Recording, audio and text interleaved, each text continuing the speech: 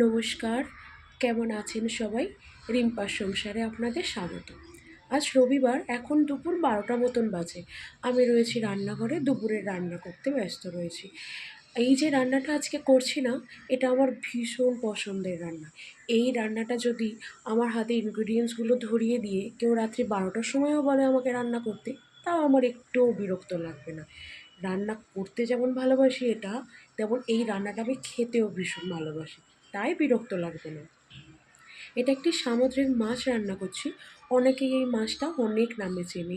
তেমন এই মাছটা রান্না করার পদ্ধতিও অনেকের কাছে অনেক রকমের। আমি নর্মালি এই পদ্ধতিতেই রান্না করি। রুটির সঙ্গে খেলে একটু শুকনো শুকনো বানাই, আর ভাতের সঙ্গে খেলে এই রকম একটু হালকা রসা রসা থাকে, যেটা ভাত দিয়ে মেখে খেতে ভীষণ সুবিধে হয়। আপনারা কি বুঝতে পারছেন আমি এটা কী মাছ রান্না করছি? কমেন্টে জানাবেন, কিন্তু আপনাদের উত্তরের অপেক্ষায় রইলাম।